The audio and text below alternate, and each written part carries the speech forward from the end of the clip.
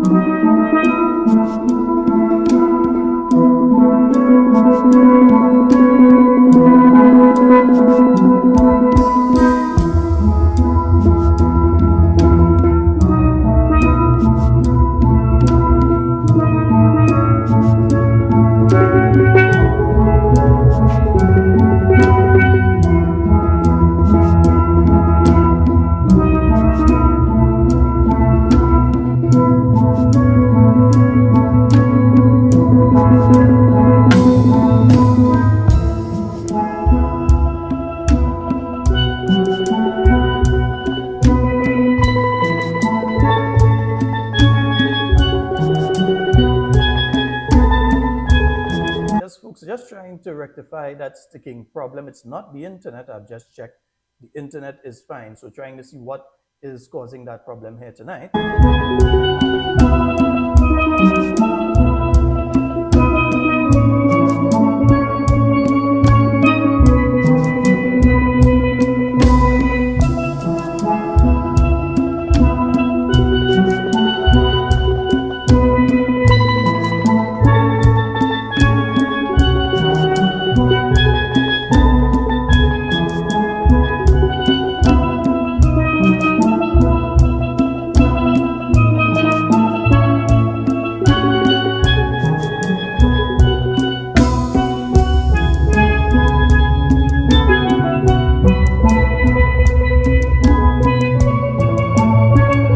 Sort it out because I really don't want to have to abandon the program tonight. Believe me, I don't want to have to do that. That is something I'm trying to avoid. We've already had issues for a couple of weeks when it comes to the internet. The internet part is sorted out, but we're still having this sticking issue. So let me just try to see what is causing it. Yeah, what is causing that particular issue.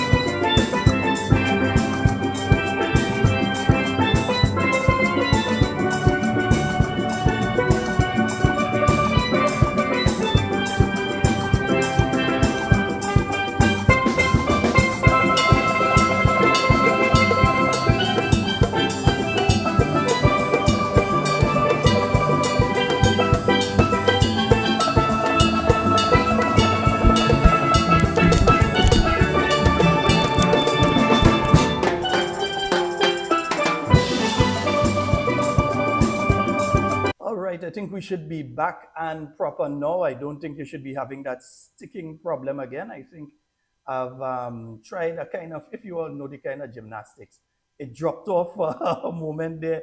It's back on now. The gymnastics I've just had to do inside here to get everything up and running proper again. You all just wouldn't believe what I had to go through inside here.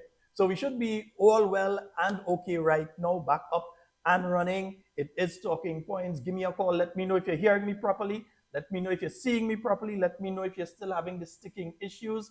If the sticking issues are over, let me know right about now. Yeah? You should not supposed to be having the sticking issues now. Ah boy. And it's still popping up on my end. What's the matter with this thing? I know not what to do again. It seems as though every time we get one issue sorted out, the next one pops up. But I think, oh boy. And I really, really do not want to have to cancel the program tonight. So folks, just send me a message. Let me know if you're seeing it properly. Let me know if to continue what is going on. It's not as bad as it was the last time around when we had a similar problem. So let me know if to continue. Let me know what to do, because I'm not too sure why what is happening. I can put in a call to my tech guy, which would mean I have to run some music for another couple minutes. And let me put in a call to my tech guy and see if we can solve that problem.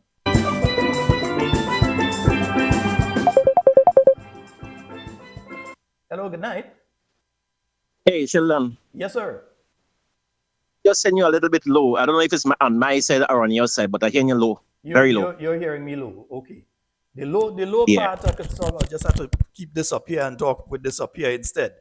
So the low part I could deal with. But is the video sticking on your end? No, it's not sticking. It's just running smooth. It's running smooth now. Okay, great. I accidentally clicked on you, so I accidentally cut you off there, bro.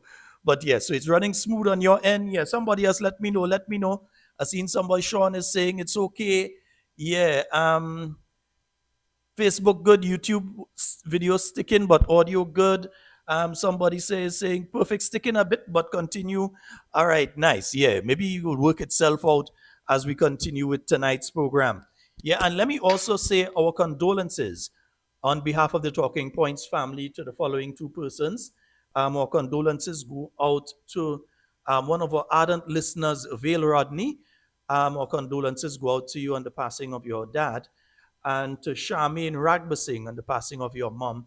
Our condolences on behalf of the Talking Points family to both of you. Yeah.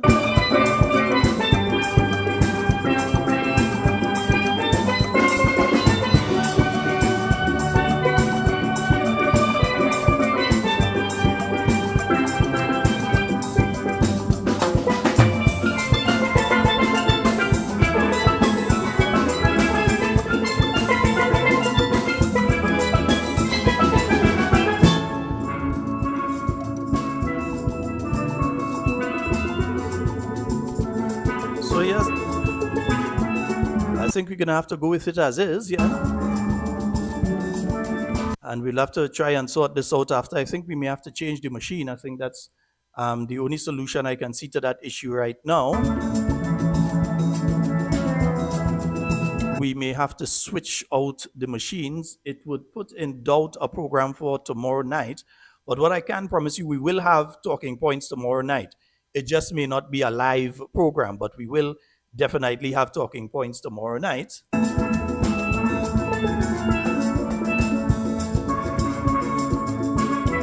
Good night. Good night to all of you joining us via the YouTube, all of you joining us via the Facebook. Even with the little issues that we're having, we say a special good night to each and every one of you. Hope that you're having a fabulous night tonight. Hope everything is going all well and okay with you all. Yeah? Nice.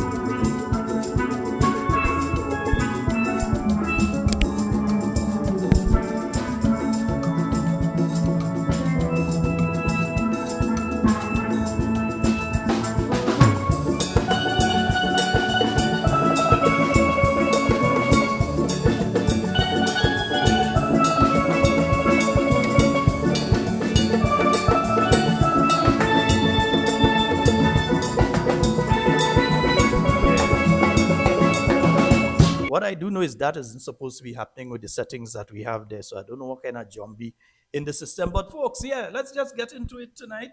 Yeah. Right now, folks, remember to be very careful out there, especially with the children. Yeah, pay particular attention to them. Over the last few weeks, we've been hearing of significant outbreaks of measles in various parts of the United States. Apparently, they didn't realize that there's a vaccine for that, so you did not have that happening. So anyway, so there is an outbreak, and there has been an outbreak of measles in various parts of North America and one or two other countries, but in particularly North America. And the Ministry of Health in Grenada is saying that we need to be on the lookout down here. So we know in some instances, some folks, they are what they call this thing, they call themselves now anti-vaccine and so, right. So some people don't want to have their children vaccinated and they don't want themselves to be vaccinated for different things. There is a vaccination in relation to this particular one. It may be wise to ensure that you check and ensure that your children are vaccinated when it comes to measles. Well, that all their vaccinations are up to date. It's very important that that is so.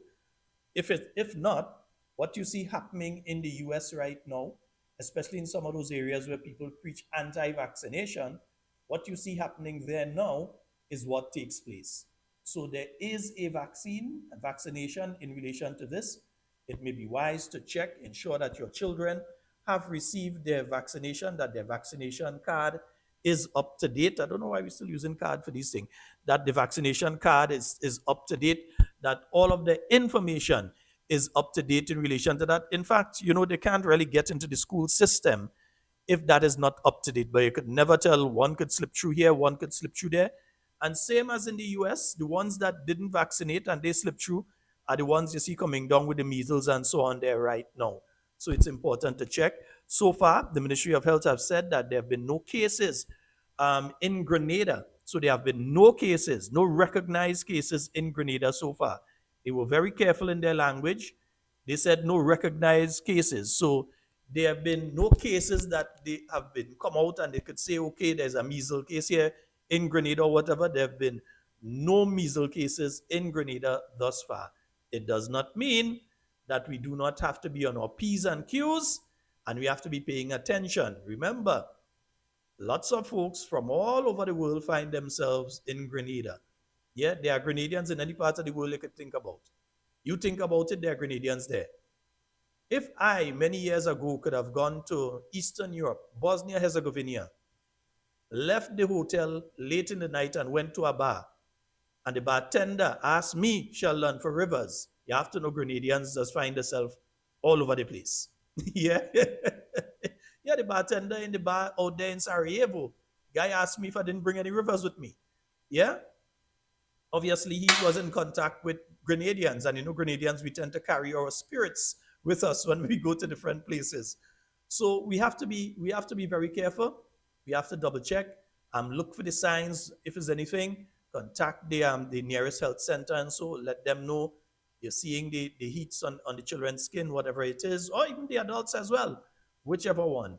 But let the nearest health facility know so they can give guidance on what needs to be done and so on, to test and so to see if it is that, or to ensure if it is something else. Could be bad reaction to some food or something else.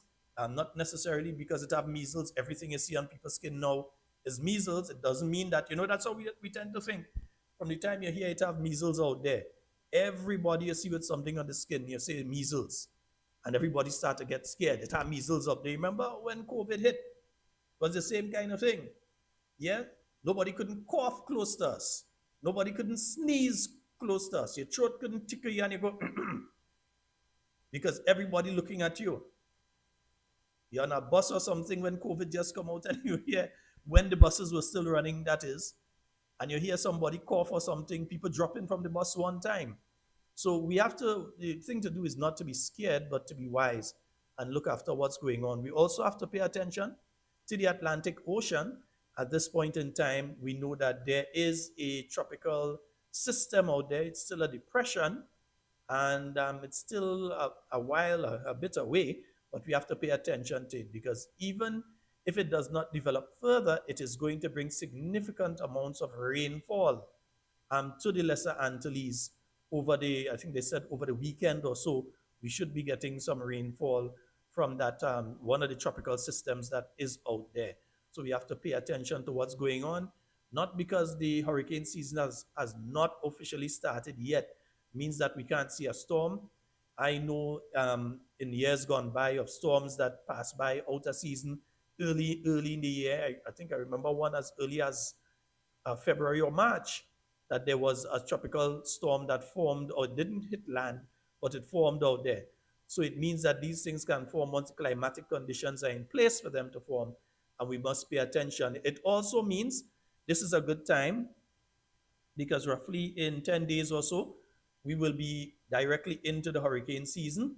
And as we know last year, Grenada and especially our sister islands of Carriacou and Petit Martinique were impacted early up in the hurricane season, early.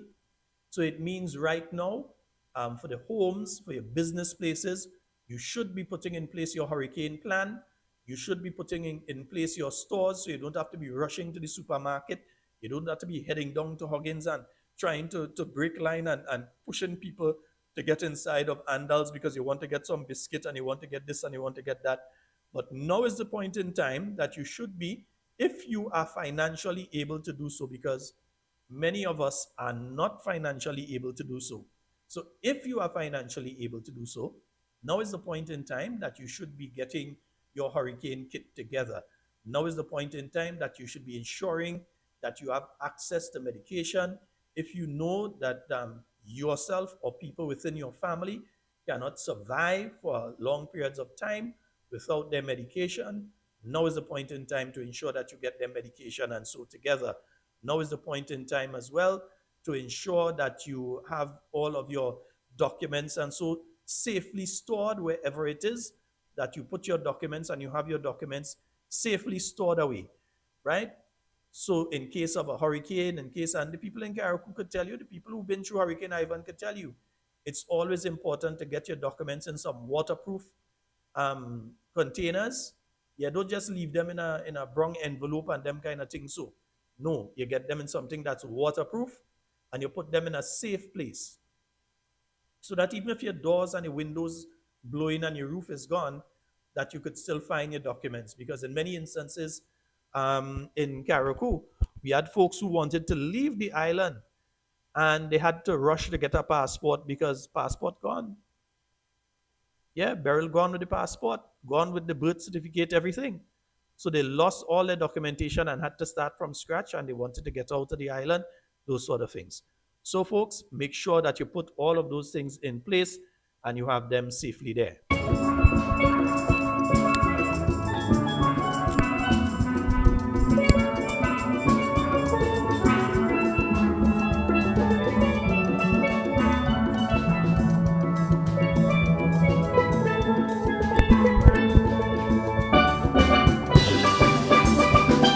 Just to let you all know, the phone lines are open. Let me just make sure I have everything up here. Same phone lines open. Yeah. yeah. People sending messages and telling me, man, just go ahead, man. Don't stop the thing. Yeah, we can't stop the progress. Right now, we're moving on. Yeah. So we have the situation as well with the Grenada Technical Allied Workers Union TAU. And they are complaining that they have been attempting to have a poll of the management staff at the Maurice Bishop International Airport, and they are being prevented from doing so. Now, let me explain to you, that is illegal. That's unconstitutional, and that is an illegal act. Once the union has been called in by, I think it's 1/3 of the workers, they have to get the sign to hold the poll. Yeah, once they have enough of that and they come in to hold that poll. One of you union leaders message me and tell me if I say the right thing. Right, but there are a certain number of workers at an institution have to send in the information and say that they're willing to have that union represent them and so, and therefore the union comes down to have a poll. They don't have to necessarily inform the employer that they come into in the process of doing that and so on, but they come down, they have the poll, they get enough workers say, yes, we want TAU to represent us. Tau then becomes the bargaining agent. But you see, this administration, because remember, yes, it's the Maurice Bishop International Airport. It is not a private entity. The Maurice Bishop International Airport, while a statutory body, is still under the direct, let me repeat, direct, let me say it a third time, direct control of the government of Grenada. They appoint the board. Yeah, they appoint the board who make all the decisions on behalf of the staff and the facility. So the government of Grenada, they are the ones that have the majority of members on the board. They appoint the board members to that facility. So they are in charge. So in truth and in fact, what we have taking place here now is that the government of Grenada is trying to bar the workers, yes, and we're speaking here specifically about the management down there, that level of workers at the Maurice Bishop International Airport. They're trying to block them from being able to have the Technical and Allied Workers Union as their bargaining agent. But we've seen this type of behavior, this union busting behavior, we have seen it before. Because we have seen the Prime Minister himself, with his lackeys in tow, heading over to the general hospitals and the different facilities and meeting directly with nurses, meeting directly with doctors, and not going through their official bargaining agent, which is the Public Workers Union. They're not even going through the Nurses Association. They're just calling the nurses together. This is what we're giving you, because they want to break that link between the unions and the workers who are working under the government system. You've already seen it take place when it comes to the Grenada Union of Teachers. It's basically like another arm of the NDC right now. Yes, I say it. It's basically like another arm of the NDC. The Grenada Union of Teachers, who seem to have had a lot of teeth at the point in time that the new National Party was in office, to speak on various issues. And I will remind you that the vast majority of those issues remain. The vast majority of issues that the Grenada Union of Teachers was speaking about during the period of the new National Party, they remain now. But they have simply become apologists on behalf of the government for why what they were pushing the NNP to achieve, this administration has been unable to achieve. And don't even attempt to come to us with the talk about, oh, that they've been regularizing. Because the new National Party regularized hundreds of teachers during their period between 2013 to 2022. Hundreds of teachers. Anybody that wants to know for sure, go and find LL where he is. Go and ask LL. He was the president at the point in time. And they got significant numbers of teachers regularized during the period of the new National Party. The present political leader of the new National Party was the Minister of Education, and in her tenure, there are literally hundreds of teachers that can say that they were regularized. They were no longer waiting at the end of August for somebody to issue them a letter, but these individuals were permanently taken into the ministry. They are now permanently employed. So it is not an achievement of the NDC that they come and they're regularizing teachers. The process continues from what was taking place during the period of the new National Party. Same as during the period of the new National Party, when nurses were being regularized.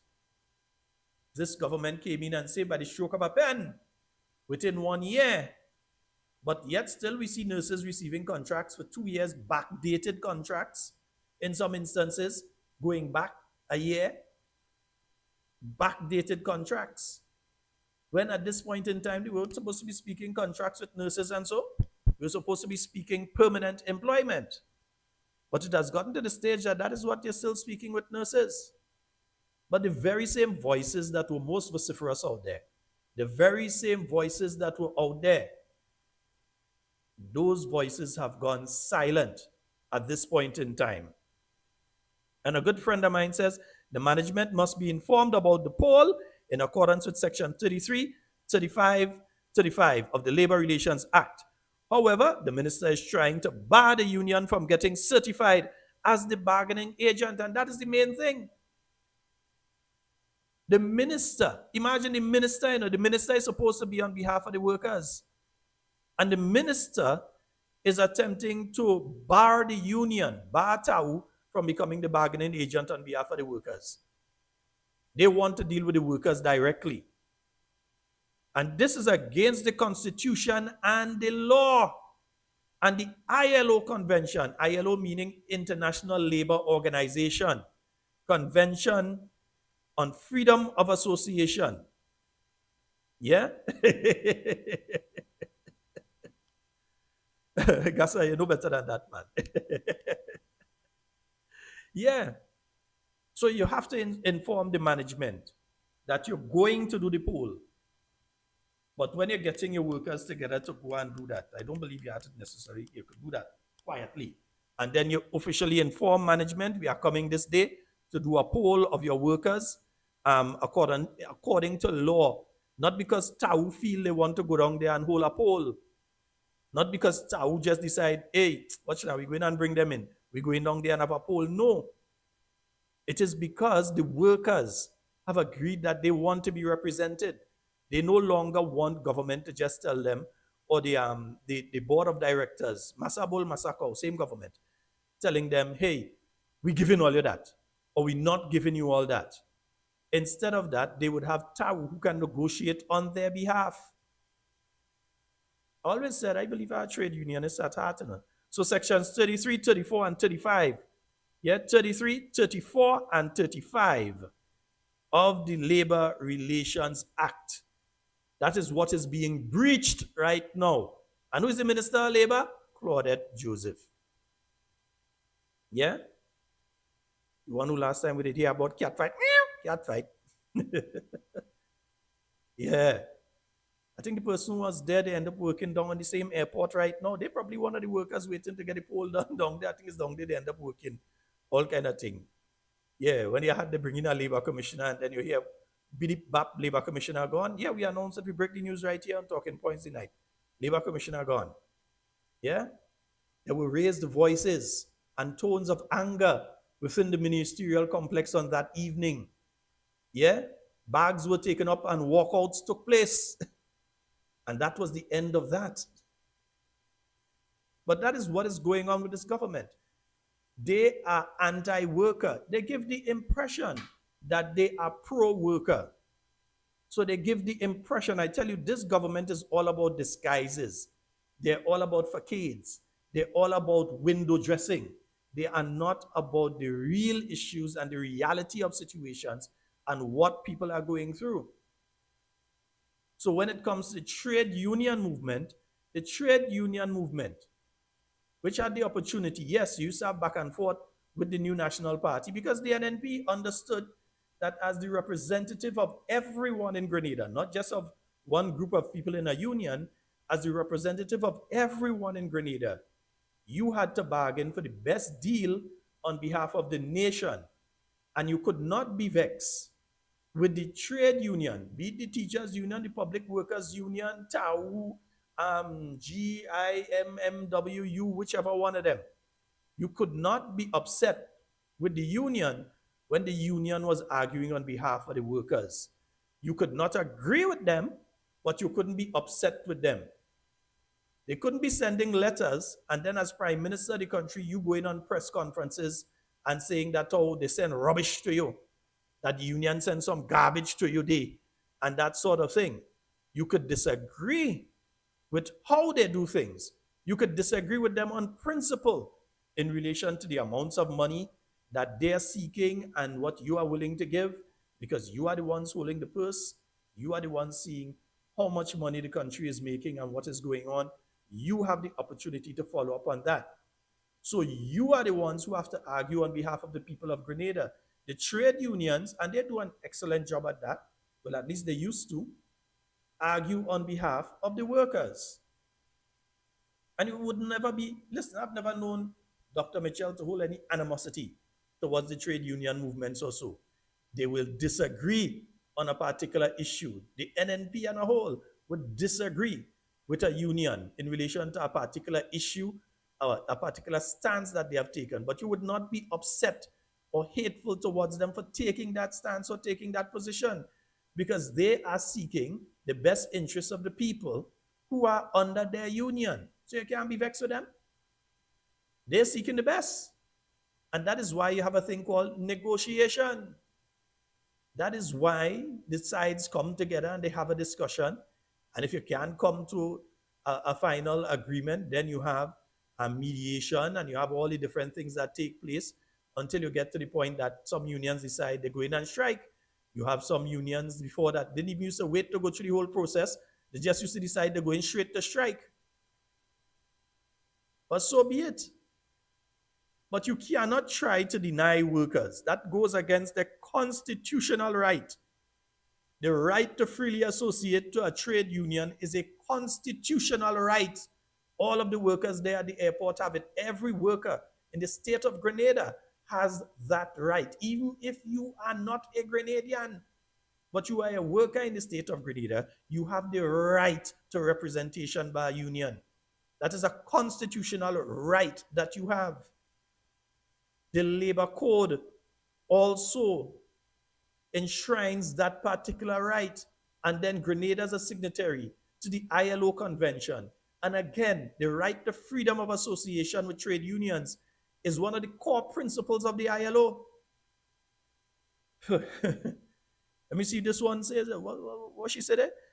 That's a simple matter. The labor commissioner has to check the union books to see if the claim the union is making is a correct one, and the members are paid up union dues, then invite the union and employer to a meeting to agree on a date and time for the poll, meaning for the workers to vote. All right, girl. The voting is done by secret ballot, but the minister don't want Tau to represent the workers down there. And that is it. And not just the minister, the whole government. Massa Bull, Massa Cow, all of them operating as one. Think the minister doing that without cabinet knowing what she's doing? She's doing what she's doing with the full knowledge of the cabinet of Grenada because she's the minister in cabinet. And if she's doing this without the knowledge of the cabinet of Grenada as to what she's doing, why she's doing, how she's doing, then I know what kind of foul cup kind of cabinet they're running there. Because they are on one page when it comes to this particular issue. They can't come and tell us differently. We know for a fact they're on one page when it comes to this particular issue. And for those of you that you find the live is sticking too much on the on the YouTube, you have the opportunity. You could watch it on the Facebook. The Facebook ain't sticking. Yeah, the Facebook ain't sticking. So you could watch it on the YouTube or you watch it on the Facebook. The YouTube is what having the problem. So it's not an internal problem here. YouTube is having a problem. The Facebook is nice and smooth. Yes, indeed, folks. And the phone lines are open, you know. Let me just pull it up here to make sure that I didn't mute it. Nice. Yeah, the phone lines are open. 1473-440-7377. Those are the numbers you can call to get onto the inside of tonight's program. We keep seeing this government union busting. You bypass the Public Workers Union. You go directly to the members and you're offering benefits to them without going through their bargaining agent, the Public Workers Union, the Grenada Union of Teachers, without going through them. And because the police officers stand up and demand their money, is why you see they come and they speak about pay and grade now. Whole time, first of all, they couldn't find the report. Like if Ernst & Young was somewhere in Mars and you had to send the Mars Explorer to get the document to bring it back to Grenada, a document that was already in the possession of the government of Grenada. But they claimed they couldn't find it. And like an email was too hard to send. So now you have the Ernst & Young report and what they said, and you had the pay and grade and so. And the retired police officers are now complaining because they are not going to be benefiting at the level. In other words, somebody who just joined the police force is benefiting from the pay and grade, but there's no retroactive.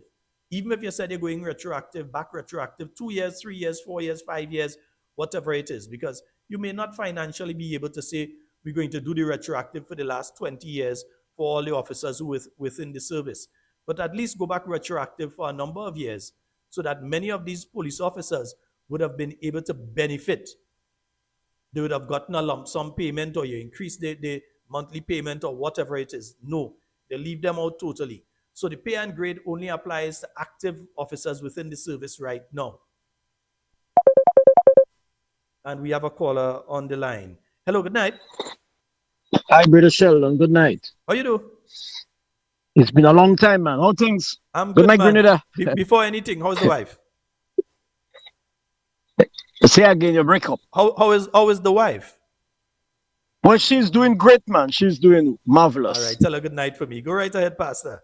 Yeah, thanks for asking. Yes, sir. I'm listening to the program, right? And what they with regards to the union, right? We listen. To be honest with you, I'm not expecting anything different. Yeah, because if you notice the track record of this new administration, well, they're old enough now because they're going on 3 years, right? Mm-hmm, mm-hmm. You can definitely see the trend, from the and I have no apology for my statements, no apology whatsoever, because during the campaign, all right, Senator Andrew Lewis had asked the people to go to a particular site and pull up, give them the description and all of that information. It was the Labor Day. It was May Day 2022. And exactly. He told them about the case of a worker. I think the name was Williams, who was employed at the Calabash Hotel. And that's exactly the lawyer that represented Calabash Hotel in that particular case, attempting to remove the rights of a worker. And that lawyer was successful in doing that in that anti-worker suit. Right.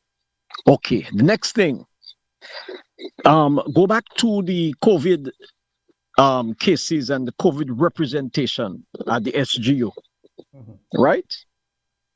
And you would find that there are many, and sorry that some of the NDC supporters who walked down there, they got blows, they got sent home, right? Because they wouldn't take the vaccine. But who represented them? I mean, who represented the institution, the workplace against these workers, right? So it's a trend, and we can also look at the workers at Carriacou. And right? There's the other aspect of that. It's not just that the workers at SGU were sent home. True. There were benefits that these workers, if they were being terminated, believe that That's they right. ought to have gotten.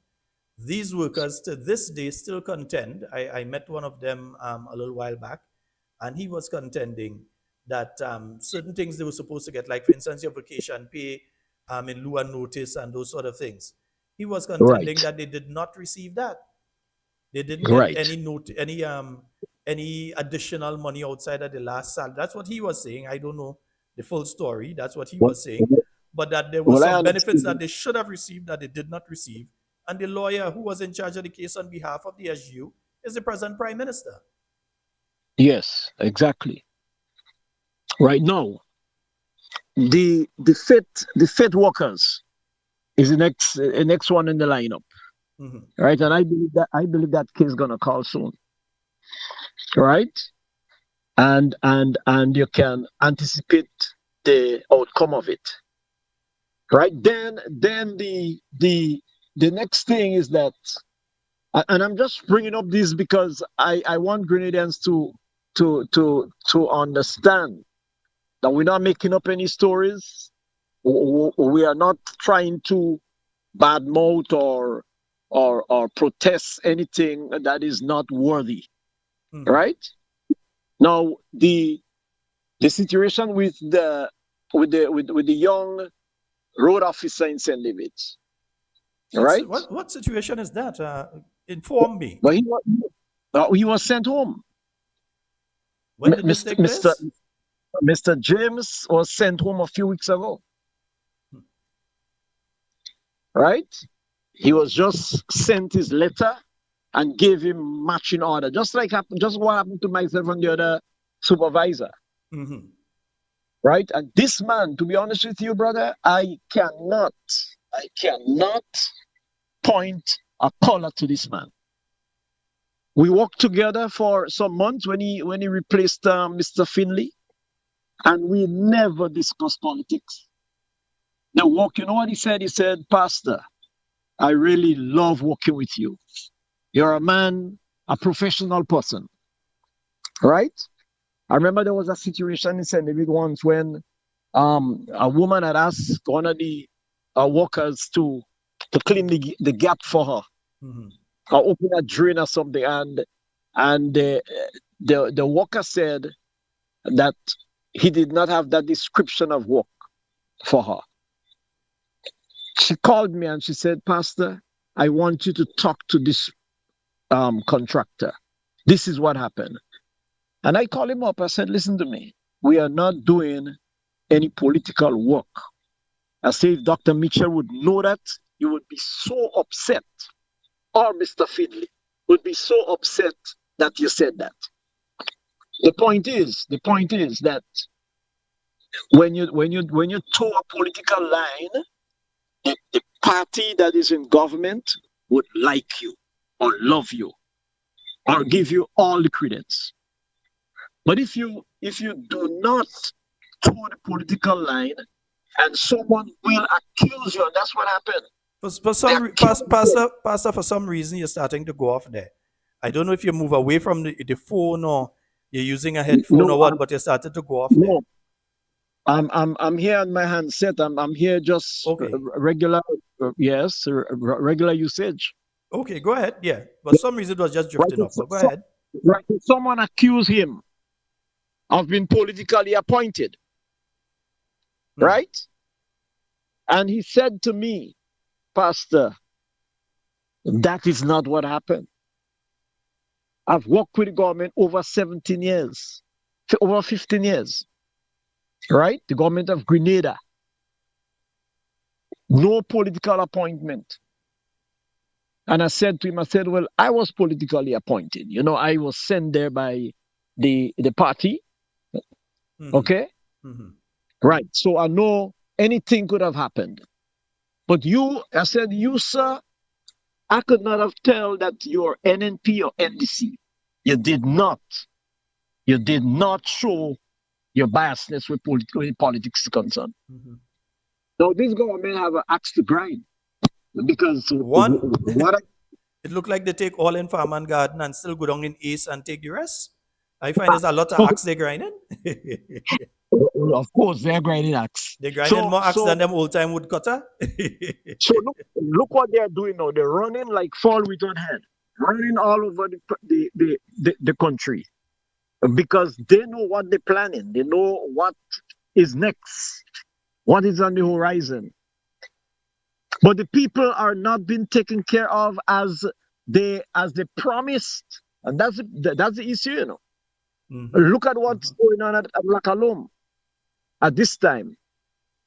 The cat in bag kind of old colloquial thing that they are dealing with now. Well, Pastor, you're from near to that area, Lacalom itself. You've seen the individuals who spoke that night. Do you know if those individuals still reside in the area? Because I want to know if the people down there could find them. These people still living in Lacalom? These people still live in same house numbers. They're there. There's one I'm not seeing these days. There's one I'm not seeing. Yes? I don't know if they sent her in China. I don't know if she gone to China. It appears no time you miss them there in China. Yes, but comrade Rollo said it right.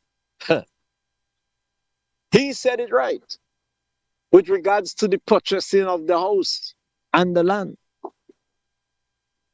Well, and if you could, he will now be asked to pay. So let's see how that develops. But no cent to pay. He ain't paying none. And you see, that's the other aspect of this that we have to ask ourselves, Pastor. Now, a lot of us, we've been speaking about the fact that the people have been asked to pay and all of that. The question of what happens if people cannot pay or refuse to pay has not been asked and has not been answered. What will the government then do? You're going to take them and throw them out?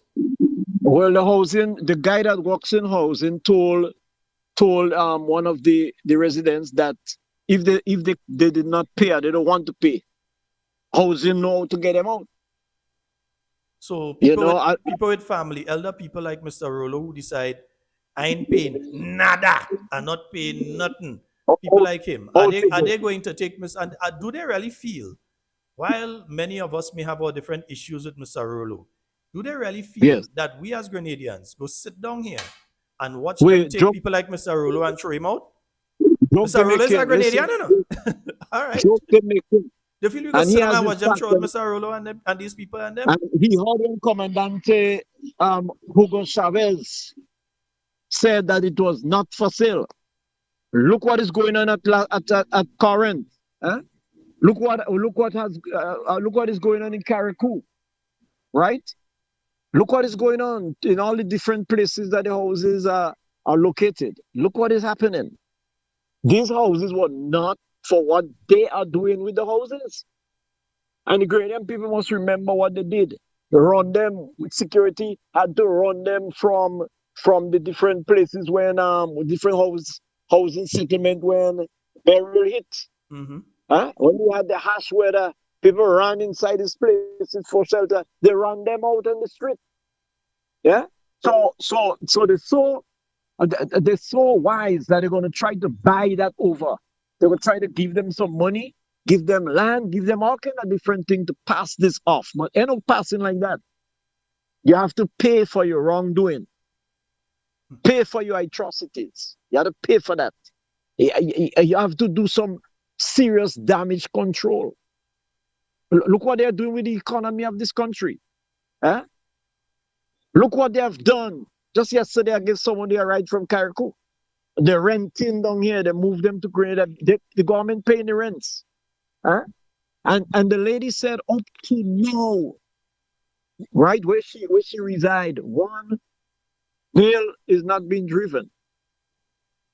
Right? So I said, well, look at the season is coming up. What would the people in Carriacou do?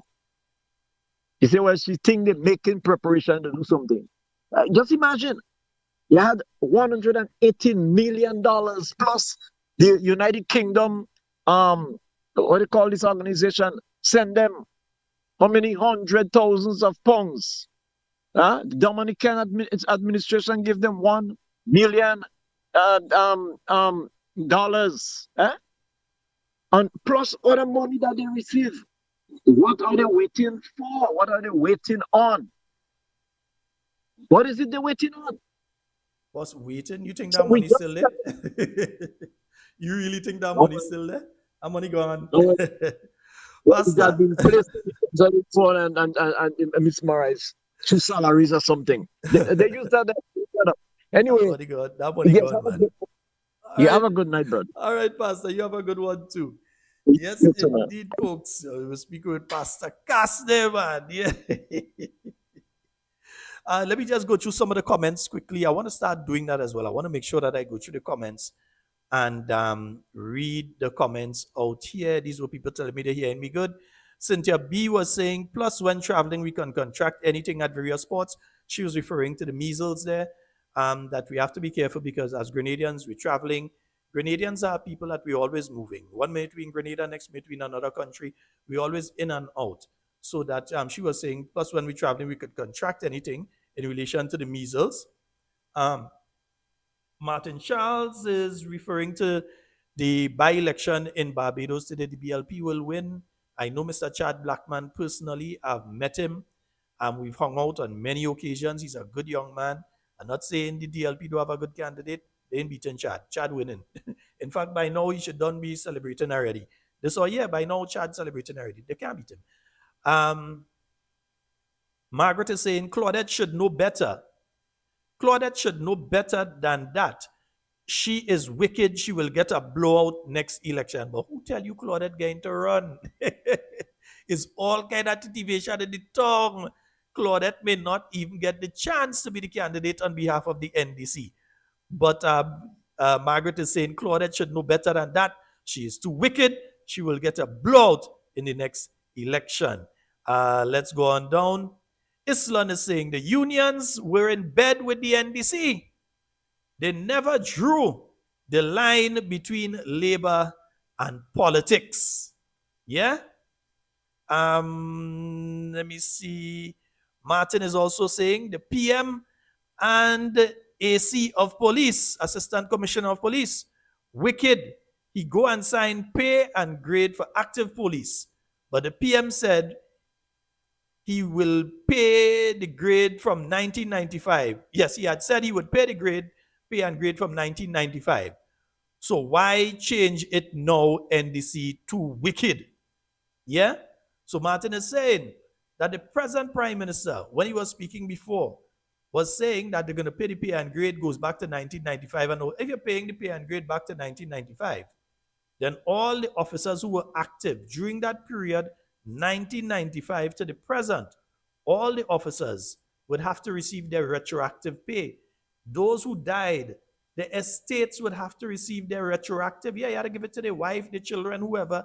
They would have to receive the retroactive for their fathers, their mothers, their grandparents, brothers, sisters, whatever it is. They would have to receive the retroactive for them. But the government, the Prime Minister and them, they sign for pay and grade now. But all those officers who left the force now and retire after giving their years of service, and they were looking forward to getting the retroactive component of the pay and grade, they are nothing to get. And don't feel it liking it, they ain't liking it at all. Because a lot of them, and I know many of them, I speak with them. Yeah? Them officers not liking it at all. Because it seems now as the only ones that are going to benefit significantly from the pay and grade are those who just enter into the service, because they're going to spend a longer time at the higher grade, at the higher pay. Yeah? So they are the ones that are going to benefit. Meanwhile, the workers who go back to the 1995, they ain't have anything to get. Yeah? Let me see what else is here. Elizabeth says, Pastor, that money gone long time. Yeah, Pastor, that money gone long time. Long time. Those goons gave me a whole fiancé and wedding. What, Wendy, and you see you on that one. Let me go on the next thing. That is court case. I don't want my name called. On the YouTube, let me see who is there. Arlene says they're going to wait until election is drawing near. And you go see, they go play the doing for people that were neglected. Yes, they believe that Grenadians have short-term memory. They believe that a Grenadian would talk to you now and walk down the road and forget what they tell you. Yeah? So they believe that they're going to come in the last minute now, because you recognize next month, the NDC administration, they will be having the 3rd anniversary of them coming into office. Notice I didn't say win. Notice I didn't say celebrating, because I don't know what they're celebrating except the fact that they get more rich, more fat, everything between 2022 and now. Yeah? That's the only thing they could celebrate, that the bank account looking fat like my face. Fat. Yeah, that is how he looking. Yeah? So that is what is happening. That is why you see the MP for St. John, who in a few months will no longer be the MP for St. John and will never win it again. The current MP for St. John, you see all of a sudden they go and they handing out house and they sending out press release after press release about them. They're trying to save them. She getting licks. Yeah, real licks too. Wait for it, it's coming. Yeah? But they're trying to put out all sorts of stuff with her. That's why you see Andal all of a sudden realize that there's a place called St. Patrick, and a group of people that gave him their vote on election day in 2022. He just remembered these people and them. So he's trying to step off the plane and step into the veranda. Because for the 3rd anniversary, they want to come and boast. You see, they say they're having all kind of activity, this, that, the other. They want to come and boast and say, oh, look at all we've achieved in that space of time. Achieve what? Had it not been for Hurricane Beryl, it would not have no set of houses. It would not have any houses being built. And you're still woefully short of all the promised houses that people were supposed to get. And don't even get into Project 500. It does not exist, except in name and the fact that all is spending money on it. There's not a single house that a single Grenadian has gotten under Project 500. We're into the 21st of May 2025. That was a promise that within the first year, the first 24 months and so, right, you all would have do certain things. Within the first year, you have to put it together. The second year, you start to build houses, and 500 houses every year after. Right, we in 2025, not a damn house under Project 500. And if Beryl didn't pass, it wouldn't have any building back better house and any significant material program and those sort of things. None of that would have been taking place had it not been for Hurricane Beryl. So don't pat yourself on the back too much about housing. And when you complain, as I listened to the Prime Minister in an interview he was doing last night, and he was complaining about the housing stock of Grenada and complaining about housing over the last 20 and 30 years in Grenada. Just remember, the person who spent the most time as the Minister of Housing and that, you take her, you put her in your cabinet. Why don't give her housing to deal with? You believe she's so competent? She was the Minister of Housing. Yes, Delma Thomas. That was the Minister of Housing for all those years that you're claiming nothing was done and nonsense was being done and all this stupidness. That was the minister in charge of the nothing that was being done, the nonsense and the stupidness. You have her in your cabinet, sit down right now. Take it in your pipe, don't smoke, that will damage your lungs. Take it in your pipe, turn it on and wash your hands, right? Yeah, that type of pipe are you talking about, no other kind of pipe, right? Nice. So when you hear the Prime Minister making those kind of statements, asking why he is so glowing in terms of Delma Thomas, when she was the longest serving Minister of Housing in the history of Grenada.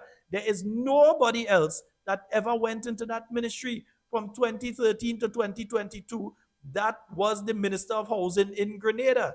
There was never, let me repeat, never, let me say it again, never another Minister of Housing that spent as long as Minister of Housing as Delma Thomas. So when you hear people trying to talk about the housing situation in Grenada, when she come and talk about, oh, she don't know about the giving out of the houses in Carriacou, and then you see her they grinning, talking, and handing out envelope. When you hear that she talking about people living under tarpaulin, how much years after Ivan, but she was the Minister of Housing for the majority of years after Hurricane Ivan.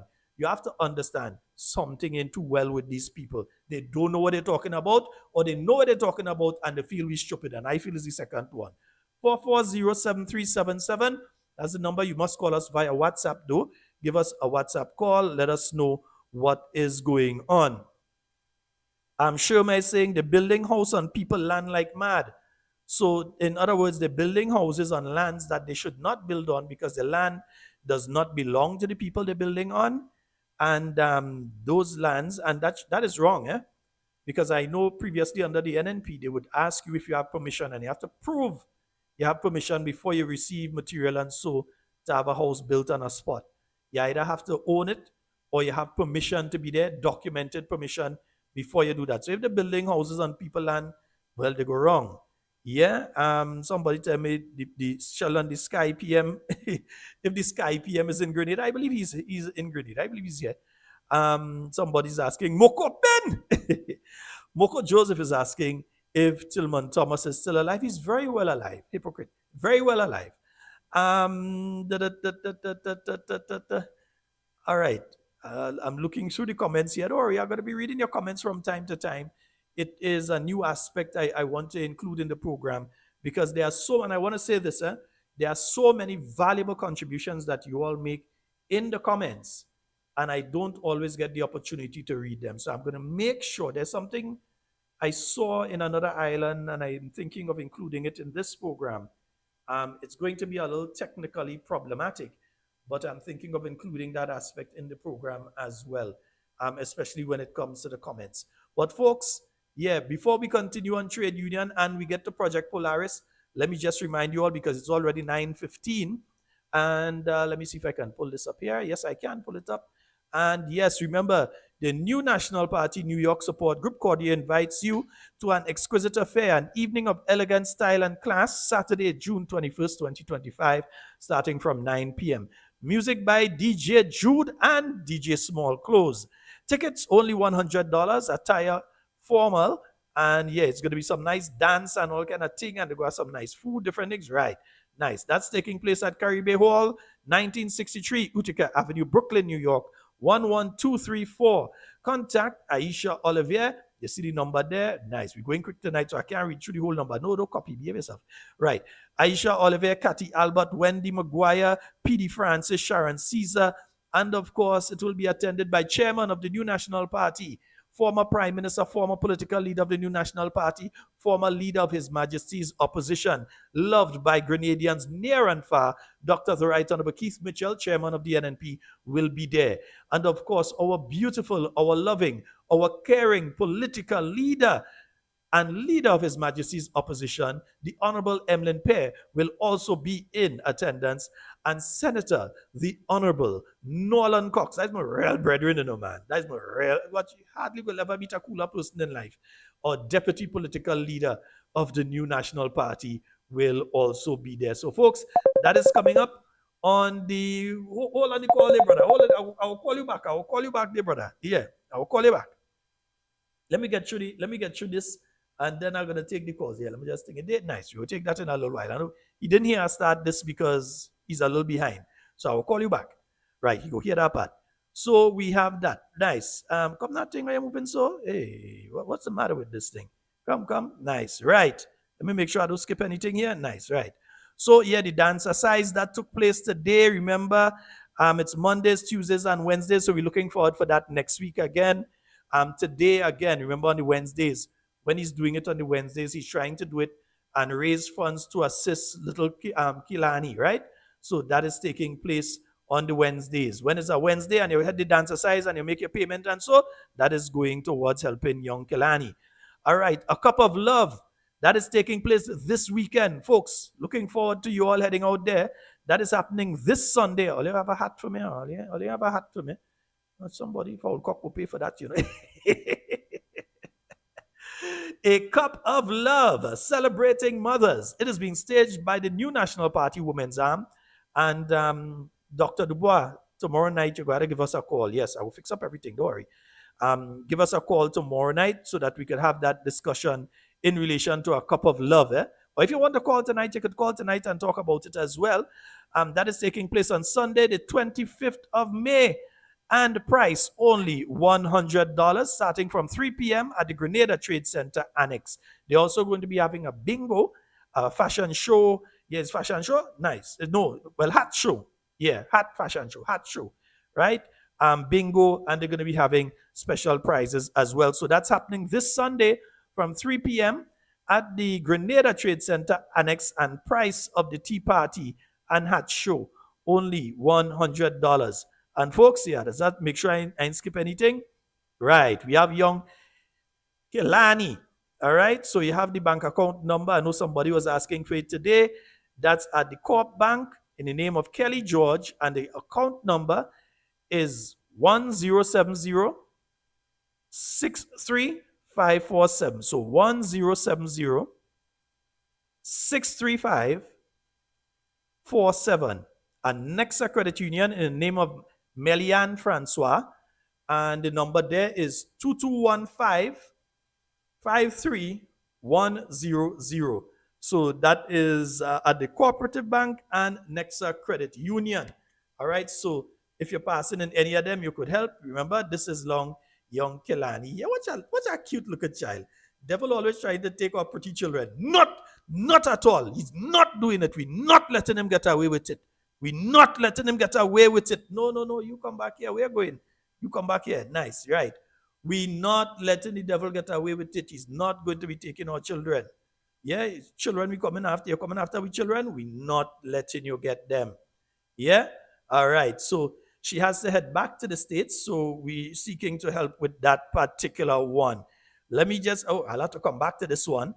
Yeah, the St. Andrew Southeast Youth Arm. They're having their cocktail and dance. That's taking place on the 31st of May, 2025 at Mega Sports Bar in Telescope. All right, tickets $35. It's starting at 8 p.m. Dress code classy and trendy. Prizes for best dressed male, best dressed female, and best dressed couple of the night. So that's taking place on 31st of May, 2025 at Mega Sports Bar in Telescope from 8 p.m. It's the New National Party St. Andrew Southeast Youth Arm. They're having their cocktail and dance, and they're looking forward to seeing you all there. So South St. George, make your bus, right? St. George, Northeast, Tonga, St. George, all your bus, all right? All your makeup, all your bus and thing, and all your heading up. That would be nice, right? And folks, remember, yeah, next week Friday, not this Friday, but next week Friday, it's the after work lime of the New National Party, starting from 4 p.m. Entry free, right? Free entry. It's taking place at the party headquarters in Tempe, and you're going to be able to interact with the new caretakers, with former MPs, with members of parliament. You're going to be able to interact with various members of the new National Party family. Yes, it's not just a political party, it's a family, and you're going to be able to interact with each and every one. And folks, the new National Party, St. Andrew Northwest, they've got their breakfast and lunch at the Birch Grove Community Center. I can tell you, that does be nice, huh? Yeah, I've been to that. Ooh, look, food, watch, we food. Yeah, I've been to that several times. It's always a nice one. When you see St. Andrew Northwest having the barbecue and thing, take the opportunity. Take my word for it. Yeah, take my word for it. Head on out to that. When you hear St. Andrew Northwest having the thing, head on out to it. All right, nice. Yeah, whether it's Northwest, whether it's Southwest, whichever one having the thing up there, head on out to it. So that's the breakfast and lunch at the Birch Grove Community Center taking place on the 24th of May. So come on out and support that one. And then this Saturday, no, not this Saturday, Saturday the 31st. So that is next week Saturday. Meet the political leader, moves to St. David. All right, they're going to have food and you're going to have drinks and sale and thing. That's going to be at the party office in Lassa, just St. David. All right, so that's just if you're coming from Tongue, after you pass the gas station, same side as the gas station, the left-hand side there, before you get down to where they have the children at the light spiritual Baptist. And so before you reach there, nice. If you're looking on your left-hand side there, you're going to see the new National Party headquarters for St. David there. All right, up in Lassa Jess. So our caretaker, Mrs. Nolene Thompson, and our political leader and various other members of the party will be out there. So we all looking forward to seeing you there. All right. And then, there's one I didn't play. Where you go? Where you go? Come back here. Yeah, there's one I didn't get a chance to play. Then we'll make sure and play my partner thing here. I like to make sure and play my partner stuff because he does make sure and play we stuff. He don't ever, as long as he can, he don't ever leave us undone. So I can't leave my partner undone because he doesn't leave us undone. Yeah, he does not leave us undone. Contact WeNoiseTV at 929-445-4463. Or you can email us at WeNoiseTV@gmail.com. WeNoiseTV, the leading streaming provider. Anytime, anywhere, any screen. Access to your favorite HD contents with prices as low as ever. Choose from monthly, quarterly, or yearly payments. This worldwide service is flexible for you to keep up with all your favorite programs, shows, movies, and local programming from home no matter where you travel to. Worldwide TV channels right at your fingertips wherever you are. Latest in live sports, binge watch all your favorite TV shows, movies on demand, videos on demand you can pause, rewind, fast forward anytime. Never miss 1 minute in entertainment important to you. No contracts, no added prices for sports or premium packages.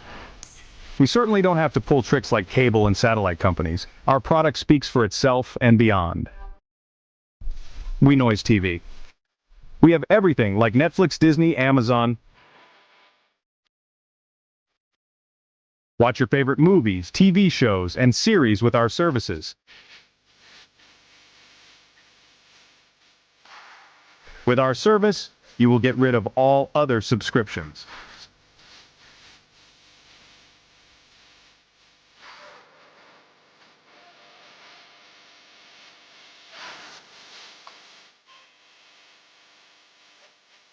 For more information, contact WeNoiseTV at 929-445-4463, or you can email us at WeNoiseTV@gmail.com.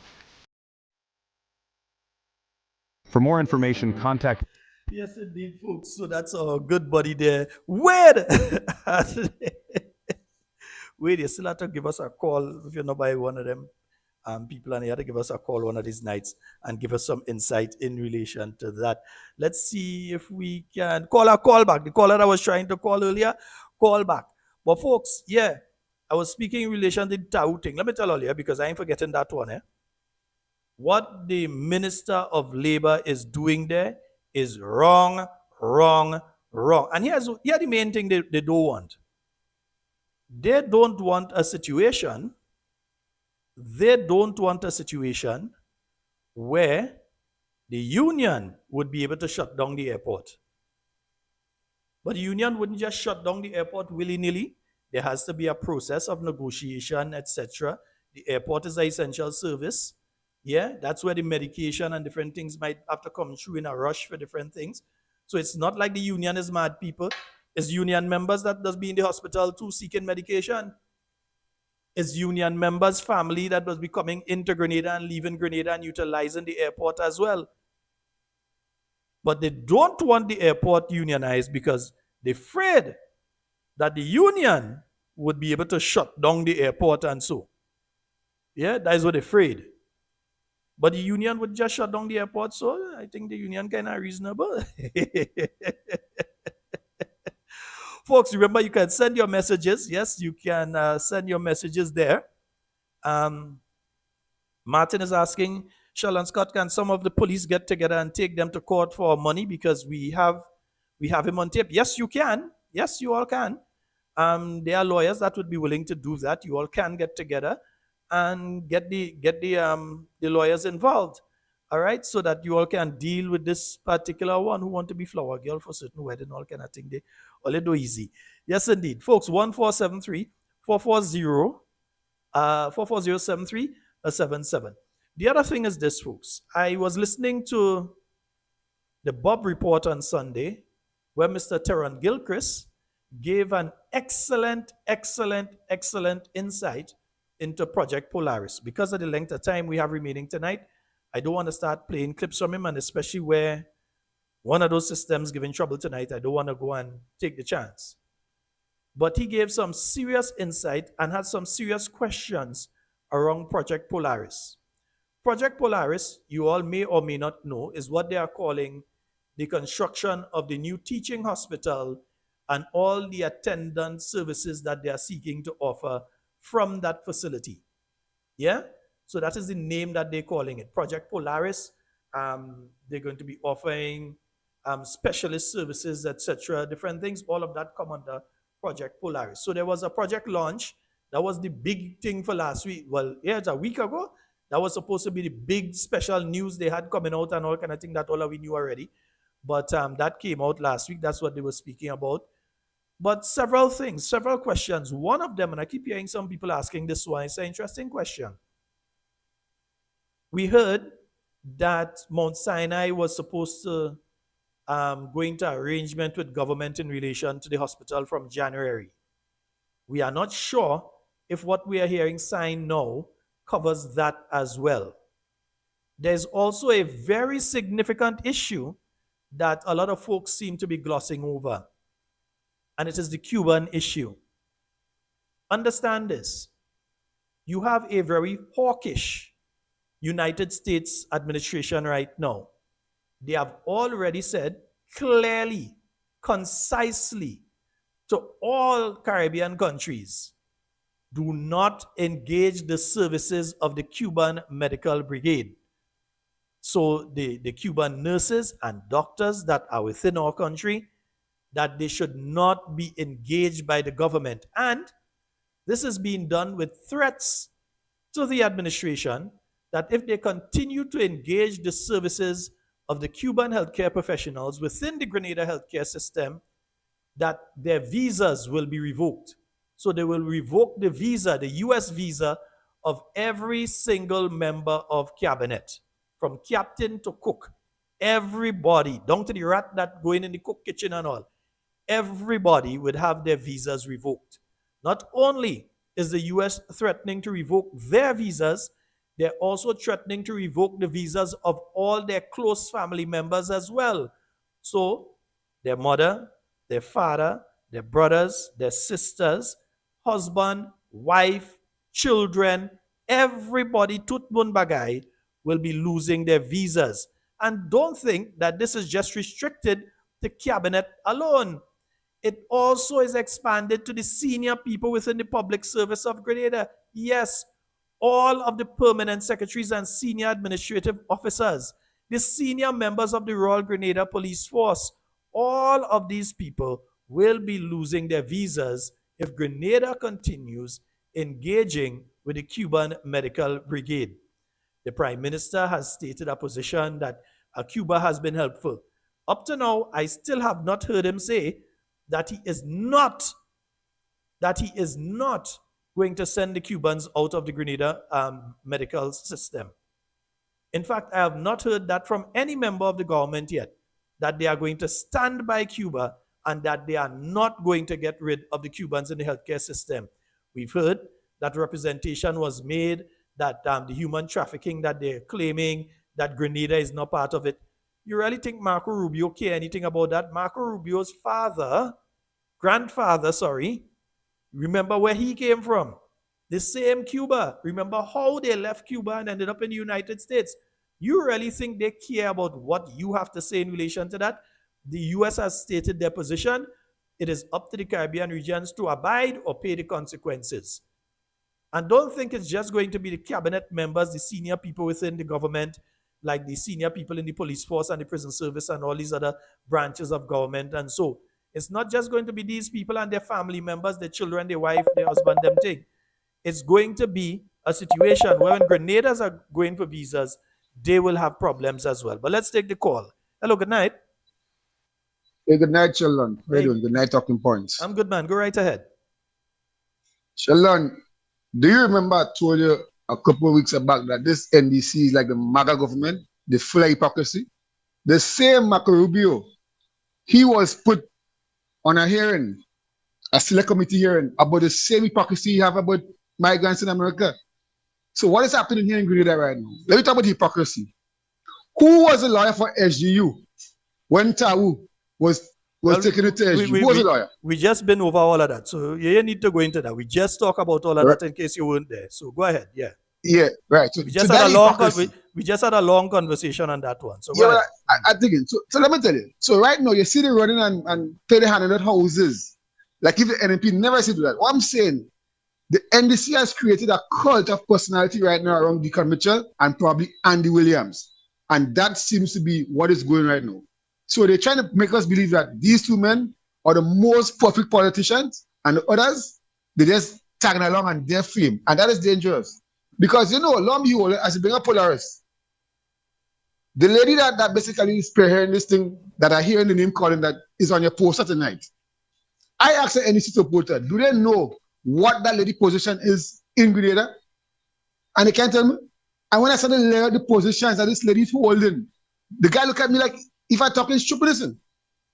That's the level of insanity we're going on in Grenada. These people don't know what we're talking about. They're not listening and they're not watching what's happening under their own eyes. I happened to see the video with the gentleman from Lacolome. And you're hearing in this guy expression what is happening. So I'm waiting to hear the gentleman in their call that is so loudly and boastfully and Mr. Best English teacher. I want to hear them because no they're quiet. This is what is supposed to be talking about now. The discrimination, all this nonsense happening under this government. And they're not talking about it, and that is what is dangerous. Look, surprisingly tonight, Sheldon, again, I watching the news. 3 businesses in the St. David's area, close proximity, was broken into last night. And I passed it this morning, I didn't see nothing like that because I wasn't paying attention to that. But, I mean, come on. Crime is on the rise, basically, in Grenada, and the Commissioner of Police not doing nothing. The Minister of National Security never here. What really going on in Grenada? What really happening here? Somebody tell me, please, what is going on? Why we have so much hypocrisy? We could say the commissioner isn't doing anything, but we have to ask ourselves, is the commissioner receiving the assistance he should receive? Is the money that should be put into his hands for equipment, etc., being put there? Are they getting enough training? We know that the officers there are spending a lot of time focusing on those of us within the opposition. Where they could have been searching for guns and drugs, they want to find out how much money Sheldon Scott have in the bank account. I had none. Or they could check. How much are they? Under $100 in all my account. Go and check. Brooks. Yeah? I could tell all you. Look at that Axeman. I could tell all you. You don't have to go and get go. No, they're going in the credit union and they're digging up every month. These people are keeping a track of any money that goes into or out of some of us account. That is what they're doing. And instead of doing that for people who tongue say and the streets say involved in certain illegal activities with something that look like baby powder, but it's not baby powder. You shouldn't pay it around babies and other things. Instead of looking into the accounts of these people and going to get the court order to deal with these people, they're bothering to go and dig up the opposition leader account. They're bothering to go and dig up people like me, you know. Who is me? I just doing a podcast but they want to dig up my account. Go and find the people who bringing the guns into our country that you're seeing appearing in music videos with young people every now and again. Go and find the people who dealing with that. But instead of that, because of politics and because they feel they could frighten somebody, tell me how somebody that doesn't have access to my account could tell me the state of my account that they hear from an officer within the Royal Grenada Police Force. And what they're saying is correct, eh? What they're saying is correct. Yeah. They could tell me what is going on with my account through what they hear from an officer within the Royal Grenada Police Force. Tell me how somebody could tell me about a conversation that you're having and that person is not the person you have the conversation with, but they hear it from a member of the Royal Grenada Police Force. So clearly, Sheldon, we reach right now to a dystopian state where you can't say nothing against the government. They're totalitarian. You can't do nothing. You can't say. I say not a lot. I don't care. You know, but here it is. Who they're supposed to go and investigate? They're investigating. But Sheldon, you know me? Right now, I don't give a damn. I don't care about them. Because right now, I'm telling you, I've had it right up. It's up there. I had it to them. But let me tell you this. I would like the Honorable Pierre. This is the last thing I've seen. I would like Honorable Pierre. You see this $10,000 thing and this increase that MPs get and opposition MPs get and all this kind of nonsense, and you're hearing about the NDC give them that. You see this thing? I would like Mrs. Pierre once and for all come and clarify this thing. Let the numbskulls. My brother, on the NDC side, who don't know. My brother, the Honorable Kate Skeeter Lewis Peters came on this program. Sometimes that is what has happened. Sometimes people just give the impression that it's the first time they're hearing things where it wasn't said. On this program, just about 2 months ago, the Honorable Kate Skeeter Lewis Peters was on the program and she went in depth in relation to that payment, how they receive it, how it is dispersed, and that they have to report for it. So to call on Honorable Pierre to have to come and do it again now is unfair to Honorable Pierre. It has been done. What I probably need to do is go and cut out where Honorable Peters was speaking about it. I probably need to cut it out and start circulating it. So I'll take blame. I should do that. Yeah, we need to do that because, you see the NDC cultists and the numbskulls, I will call them that, don't seem to understand how this thing works in. And they keep giving themselves that delusion that this money is going into the MPs on the opposition side, bank account, like they could do what they want with it.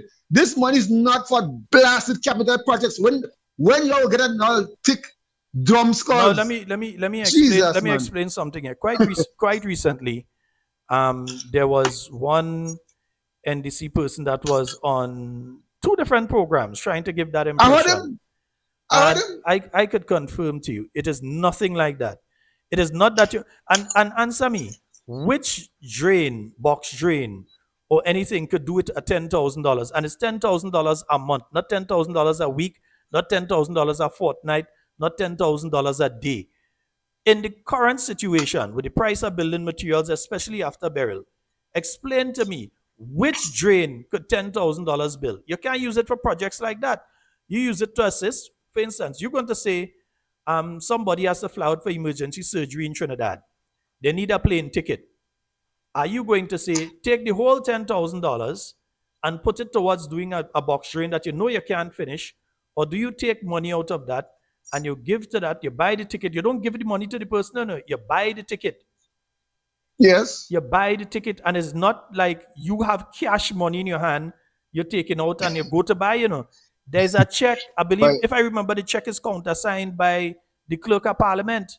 So it's a check that has to go, and then you have all your receipts that you attach together with your stubs. Every quarter, you bring that back in. I hear the Prime Minister making the nonsensical statement. I don't know if he thinks that the people within the New National Party are mendicants and that we have to be coming and begging to him or something.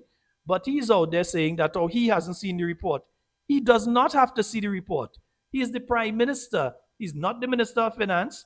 He's also not the Clerk of Parliament. The reports go to the Speaker of the House and the Clerk of Parliament and so on. They are the ones that have the reports. If he wants to see the reports, he can request to see it from them. And I don't know what the rules state in relation to that, if he's allowed to see it or if everybody could have access to everybody thing. But at the end of the day, I do not think that he, as a political figure, should have access to who Kate Skeeter Lewis Peters in her constituency give a $200 to get medication. Well, not give the $200, but bought medication to the price of $200 for. Or because then he could come now and target that individual. Exactly. So I don't believe it's his business. And then again, Sheldon, we see now, we're hearing things now that the PM is basically putting in his hands and they say his personal finances, quote and unquote. Now you're hearing a certain member of the Tonga St. George putting in her personal finances. These statements, hold on. Let me clarify something. That woman is not the member of parliament for the Tonga St. George. Let's just be clear on that. Well, let's just be very, very clear. And she caretaker. Listen, I'm not even caretaker, and she will never be the member of parliament for the Tonga St. George. Just remember, I tell you that tonight. But you're hearing things that they say that they spend their own money, and which I find rather strange. And to me, it can be very ingenuine, because I know politicians didn't do that just like that. They didn't do that just. It's very rare that probably after their life in politics, they may erect something in honor, and do the village something, but not when they have a little slanted. But seriously, they was talking about. They know why they was talking about a new prison. That's for them to go. But what I'm saying, let me think. I didn't say that. That's the reason why I've been saying since day one.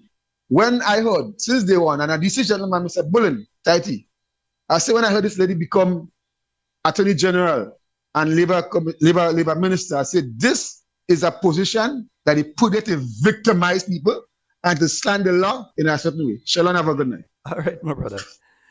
Well, look, she couldn't even hold on to she had a labor commissioner. You move a labor commissioner that was there, that was respected, not just throughout the region, throughout the world. She went and she moved the existing labor commissioner that was there from NNP before, through the NDC, to the next NNP.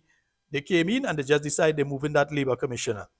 The individual who was holding the portfolio was respected throughout the Caribbean. You could go in any Caribbean country, and once people involved in trade unionism or labor issues, you call that name, Mr. Cyrus, you call that name, right? Or what is his nickname, Socks? You call that name, and any one of them could tell you they know him. Yeah? Some of them up to this day, I am sure, would still be calling him and asking for advice in relation to issues, and that extends outside of the Caribbean region. So even if you say, okay, he's gotten to an age and we want to replace him, there should have been a process where you go from that labor commissioner to a new labor commissioner and you bring in somebody and you have a handing over phase. But no, they come in and they in charge, and them is boss. So just get rid of them. Yeah, just get rid of this one, get rid of that one. I want to bring in my people. And then you see what happened. They bring in their people. The people didn't last as long as Williamson Road fire. But anyway, we were speaking on Project Polaris. Folks, the U.S. government is very clear. Now, they've signed an agreement for 15 years with Mount Sinai. I am very interested. Hear me out. I'm very interested to see how that works, with Mount Sinai being a U.S.-based company and with Cubans being in the healthcare system here in Grenada. Remember, Americans are not legally, repeat, let me be careful here, not legally even entitled to go to Cuba. You're not supposed to even be going to Cuba. Americans are not supposed to be sending money into Cuba. Cuba is a sanctioned country. So they're not supposed to be sending money there. They're not supposed to be going there. Companies, American companies, are not allowed to interact with the Cuban state. So I am interested to know how this new arrangement with Mount Sinai, considering in every level of the Grenadian healthcare system, we have significant number of Cubans. Outside of the Cuban-trained Grenadians and so there, we have significant number of Cubans, actual born, bred, Spanish-speaking Cubans within Grenada's healthcare system, with Mount Sinai coming in to control various aspects of the healthcare system. I would love to know from the Grenadian government how that works out with an American company basically going to be ending up having to work directly along with nationals that are in Grenada from Cuba under the auspices of the Cuban state, the same state that American companies are not supposed to work with.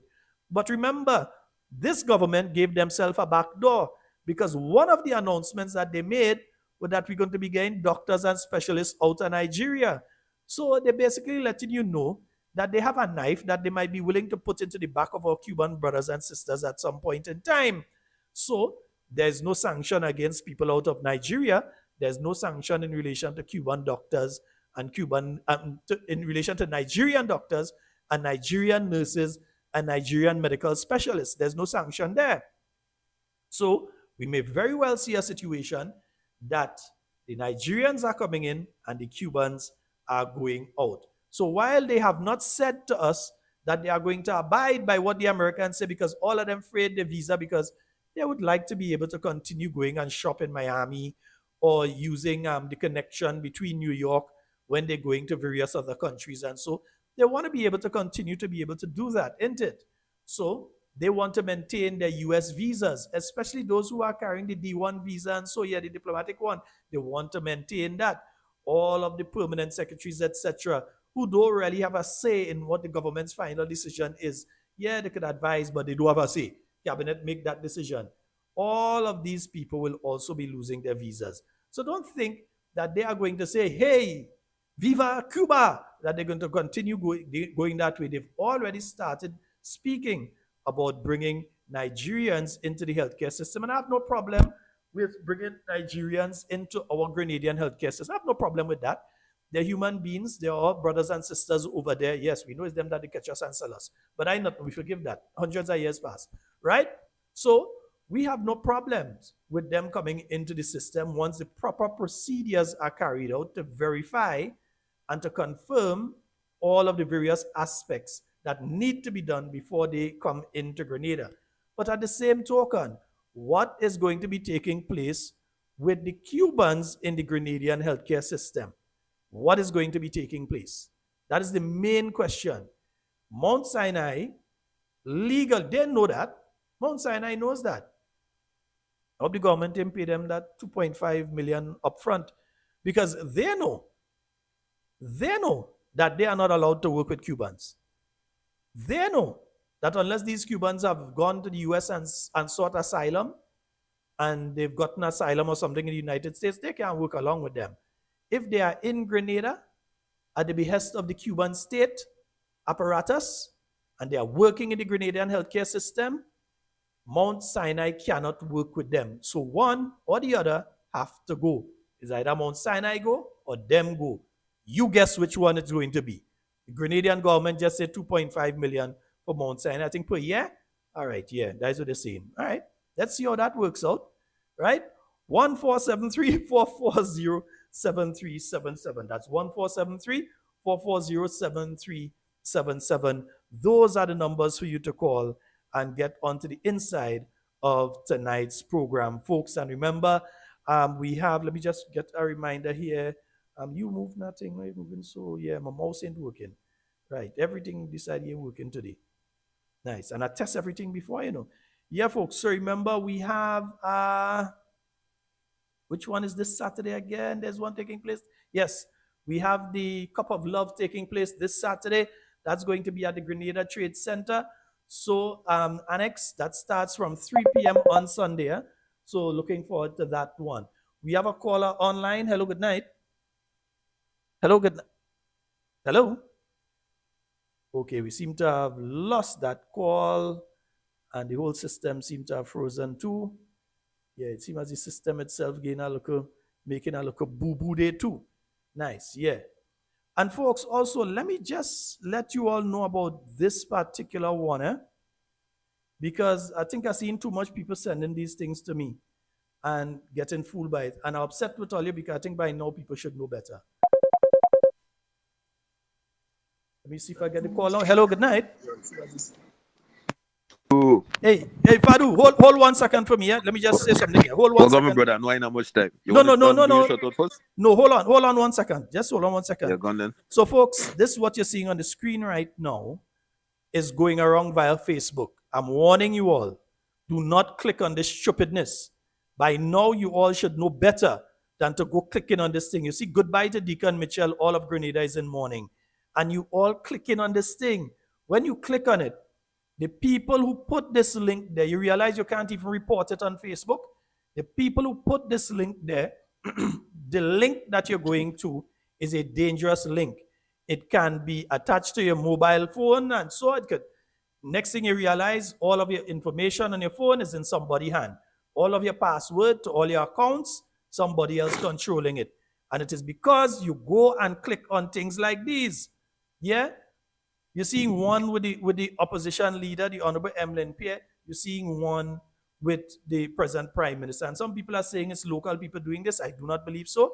I believe this is being done by outside actors who are trying to scam Grenadians. Fadu, cut and go through. Fadu, what go on? Medea, man. Yeah, I was about to speak on that sitting too in it. I noticed that. I think I sent you some information about one of those things too. What I think though, the individual or individuals that's doing it would have a resource base, because it's not easy feat to do something like that. And most so their money. That's some money, yeah. Why isn't the Grenada Informer speaking up on that? Because they're using their tag. But brother, this is not the first time this one is happening, you know. I've seen them using that Grenada Informer trick. This is about the third or fourth time that I'm seeing that. Yeah, I've seen a couple. I spoke over the last year. While back too. Yeah. So more and more, I see a lot of things coming out. Things not being revamped. They just, it's like the PM continues to put stuff right in my faces. Ministers and them continue to put stuff right in my face. And it's like they're telling us, I go and shit on all you. Pardon my French. And it's like we just accepting it. Well, most of the people just accepting it, which is crazy to me. The fact that he said for himself, although the Grenadian public been talking about the nepotism and how they have curry favor and all that, he said it himself. Listen, that young lady come to me, I push her in front of the line, I call who and make sure she think I even give her some of my own money. He said it himself. And remember, right? This at a point in time that they announced that they have over 6,000 people waiting for those houses. The Prime Minister takes one person and push them in front of that 6,000. Push them in front of the line. And give them the house. It's the same way with some of the scholarships and stuff, because like you have thousands of individuals, hundreds to thousands of individuals applying, and the scholarship quota is maybe 50 to 100 positions. Some of the reports that they made about having funds in the supplementary budget, or the budget that they talked about. When you go on the sites, the funds are not available. They say coming soon. you get me? And I've tried to lock into some of them sitting there, and I realize, well, nah, I ain't getting no blight, so I just go keep pushing. And some of this stuff, they give you the information 2 days before the deadline, 3 days before the deadline. Yes, they know who they told long before, you know. Their people have that information. People in the background it's with them. Yeah. They already halfway through the process or complete the process. 2 days before the end or 3 days before the deadline, you see something come out from DGIS. This is available, that is available, and you see the deadline in 2 days. No way you could apply. I see some people taking direct messages, but I hope you get this message here. So, listen. This is just conclusions at this point. I have no faith in the structure of the administrations and the governing parties that rule, because to me everything is compromised right now. Every aspect of our infrastructure has been compromised, right? I don't know, as I say, I don't know who watching the watchers, but everything that more or less we have spoken about, you can see it coming to pass. With the caller that spoke about the robberies in St. David's, there's been a long stream of robberies. A lot of them been happening to hustler man, and you know they ain't going to the police, but people breaking in their place, shops been breaking it for a while now. You know something that happened with me today? A friend of mine called me out of the blue, and they said they work in the town itself. They said, Sheldon, I just call and chat and think, you know why? Because place dead. Nobody with the business they're working in. Usually you have a lot of people passing through. They say, nobody here. Place dead. Another friend of mine that is a business owner called and said, listen, I just get so frustrated today. I just leave and go home. I just go and cool my brain because I just couldn't take it. That's happening. Imagine you're going down, you're trying your best every day, and there's just nothing. And I haven't. I mean, I usually would, if I don't go down to town itself, I would hear from Cammy nearly every day.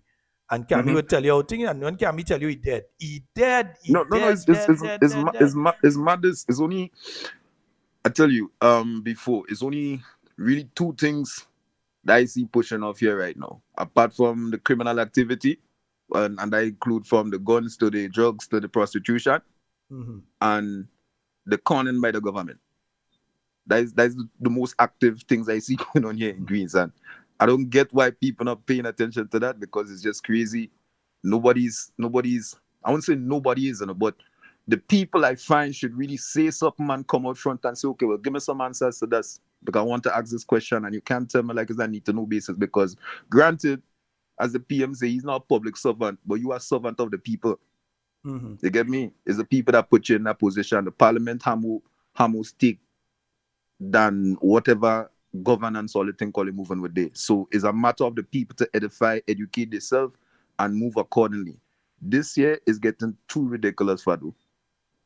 You understand? It's just more dysfunction that they breed in. I noticed they have some programs that they're reaching out to women, talking about mental health and abuse and all that stuff. I have no problem with that. Apart from the energy that they put in it. You remember I spoke about like the war of the sexes. You know, there are females that abuse children too. There are females that are not good mothers. You understand? I put my head on the block on that. So the idea of pushing that narrative, like, okay, every male in the family is a potential victim, you know, SA person and them kind of stuff is ridiculous to me. But I understand, because just the same way I tell my daughter stranger danger too, you get me? Yeah. So even like sometimes if somebody trying to hug her or that kind of stuff, like I don't let her get so physical with people, because you never know, right? But at the same time, I think the energy of these individuals, not daughters alone, you have to be careful with your sons too, you know? Yes, exactly. I'm speaking of the daughter because that's what I'm rolling with, you know. But I'm saying, like, it's ridiculous the way and the things that are happening, and the people that I expect to really say something and come forward and say, okay, well, like this not right, bro. All you have to revamp this or change this, or they're not doing it. So I'm saying, I asked before, like, what is really the plan? Is it that they want a wholesome Grenada, or they want a Grenada full with crime that to resemble one of them Caribbean countries? I want to put that out to all the Grenada adapts very quick. If you notice, like, we could cook everybody food. Now everybody could cook we food. We have the ability to be chameleon-like. We can adapt. And we're very rebellious. I've seen international artists come here and get booed. When some of we, you know what I mean, not so, let's say, prominent local ones, people that we think are like just joking around, they could get pushed in front of them. That's what Grenada is. And with the new state of mind of the youths, especially all the drugs and stuff that's playing out here right now, because, bro, I seen men snot in like 8 lines. I know hardened like drug addicts that don't push like that. So you have to ask the question, if all these little buses and things coming up, how come all these big things coming in the place? Now, I don't want to put no stain on people, because I know people eating our food, sometimes they have to, you know, match some money to feed their family and all that. I understand that concept. And we want the police come in and pick you up to ask questions. You get me? Yeah, I don't know nothing. I only speculating. Hypotheticals. I'm speaking hypotheticals. How is it that these brand name drugs are coming into the island? Because we don't have a culture of using these things. So where is it coming from? And who are the clients? That's a very big thing, because, as I say, we don't really use designer drugs in it. But we hear when we in town and we in certain areas, so we just hear stories there. We just hear stories. Who is the client? Yeah, tada. We ain't go call name, but we just hear stories. Yeah, we will leave it like that. Yeah. Well, listen. I hope they know that if they really entertaining the whole street vibes, they're supposed to feed the dogs, because the dogs will turn around and eat your food. I hope they know that. You know, no gated community, no big gates, no plane could stop. What you remember the US government, I don't want to think, but the US government, when they came through with the revolution, the invasion, remember man was shooting man, he could Makaraf, yeah? So although they duke the stats and say only certain amount of soldiers get hit, them paratroopers and them was getting knocked left and right and center. I wasn't here. We know how to use these things. I'm just saying because it's like they don't. Fadu, it's after 10, so I have to wrap just still now. less. Yeah, I realize, last caller, brother. Safe travels. But just tell the government, send this DM to the, Yeah. Send the DM to the DM, yeah. Uh-huh. Yeah, Grenada don't solve, brother. All taking the temperament of the people too lightly. You understand? It's people that work hard to get this peaceful zone that they have, this comfort that tourists and things could come and enjoy. It's people that put that in place. Not all here. Guaranteed not all here. And if all you're pushing it like that, I don't want to take it as a threat because I don't want nobody coming to the show and come at me. But I'm just saying, pay attention to what you're doing because when the jab come and all you do, nothing that could block it. Trust. Fadu, safe travels, yeah? Blessing, bro. Yes, indeed. Yes, indeed, folks. And we are nearly to the end of tonight's program. I say nearly to the end. Want to know what is in it for America? Will it be like SU just located on Greece? I think Dr. Williams here is referring to the medical arrangement. What is in it for America? Yeah, she wants to know what is in that arrangement for Grenada. But I can say this. The mere fact you've heard them speaking about medical professionals, you're in the region. Cuba, for nearly nothing, have trained your doctors, are training your nurses, have sent their people here, especially in emergency situations, to assist Grenada. Instead of approaching Cuba and trying to get more doctors, nurses, and medical professionals for your system here, you're talking about crossing the ocean and going to Nigeria to find healthcare professionals. Just now, you go here to say the Philippines, they're sending for nurses and things too. So they're sending to those places to get medical professionals. When within the region, could be one plane ride away, we have people that we can access. You realize they have never said they're going to stand the ground on behalf of the people of Cuba. You realize they have never said that they are all willing to make that stand. You hear one saying, well, if I had to give up the thing, I don't mind. There is one member of the cabinet. One. Yeah, there is no one snowflake in make winter. Right? That is just one. You need to hear a stance on behalf of the government when it comes to this particular issue. We know that just before the signing of this agreement, the Prime Minister was in Washington, D.C. Trump didn't want to meet with him, so he had to meet with Rubio and them instead. Yeah, he and friends of similar ilk went and meet with Rubio. So we know that he was in Washington. They must have had a discussion in relation to that. And since coming back, he has not said to the Grenadian people, we had this meeting, these were the extensive discussions we had in relation to these issues and so on. No. Watch out. You're going to see what's happening. We're going to speak more on Project Polaris tomorrow night and one or two other issues as we close off the week tomorrow night. Hopefully, everything will be like how you're seeing it on Facebook tonight. Hopefully, everything will hold on like that tomorrow night. Folks, that's all the time we have for Talking Points tonight. It's been wonderful being here with you in everything you say and do. Do it safe and secure. Want to be speaking to and with you and definitely not about you. Love each and every one of you. My name is Sheldon Scott. I'll be with you tomorrow night, God's willing. Love you all.